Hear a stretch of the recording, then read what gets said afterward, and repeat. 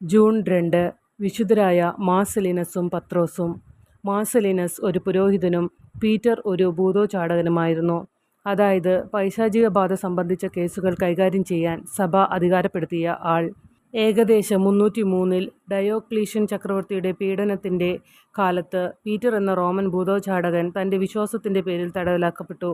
ജയിലിലായിരിക്കുമ്പോൾ jail കാവൽക്കാരനായ ആർട്ടിമിയസിൻ്റെ മകൾ പൗളിനയെ തൻ്റെ പ്രാർത്ഥനയാൽ പൈശാചിക സ്വാധീനത്തിൽ നിന്ന് മോചിപ്പിച്ചു.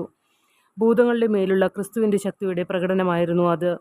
റോമൻ പുരോഹിതനായ മാർസെലിനസ്, സ്നാനമേറ്റ പൗളീന, ആർട്ടെമിയസ്, അദ്ദേഹത്തിൻ്റെ ഭാര്യ, മുഴുവൻ കുടുംബത്തിൻ്റെയും പരിവർത്തനത്തിന് കാരണമായി ഇതിനുശേഷം മാർസെലിനസിനെയും പീറ്ററെയും ഒരു ജഡ്ജിയുടെ മുമ്പാകെ വിളിച്ചു വരുത്തി ചക്രവർത്തിയുടെ ഉത്തരവ് നടപ്പിലാക്കുവാൻ തീരുമാനിച്ചു. ക്രിസ്തുവിലുള്ള തൻ്റെ വിശ്വാസത്തെക്കുറിച്ച് മാർസെലിനസ് ധൈര്യത്തോടെ സാക്ഷ്യപ്പെടുത്തിയപ്പോൾ അവനെ അടിച്ച് വസ്ത്രങ്ങൾ അഴിച്ചുമാറ്റി തകർന്ന ഗ്ലാസ് കഷ്ണങ്ങൾ നിറഞ്ഞ ഇരുണ്ട സെല്ലിൽ അടച്ചു. ഭക്ഷണം നിഷേധിച്ചു. പീറ്ററും തടവിലാക്കപ്പെട്ടു. എന്നാൽ പുറംജാതീയ ആരാധനയ്ക്ക് കീഴ്വഴങ്ങുന്നതിനേക്കാൾ മരണം ഇരുവരും ഇഷ്ടപ്പെട്ടു. അടക്കം ചെയ്ത സ്ഥലത്ത് വിശ്വാസികൾ പ്രാർത്ഥനയിലും ആരാധനയിലും ഒത്തുകൂടുന്നത് തടയാൻ വേണ്ടി രഹസ്യമായി വധിക്കാൻ തീരുമാനിച്ചു.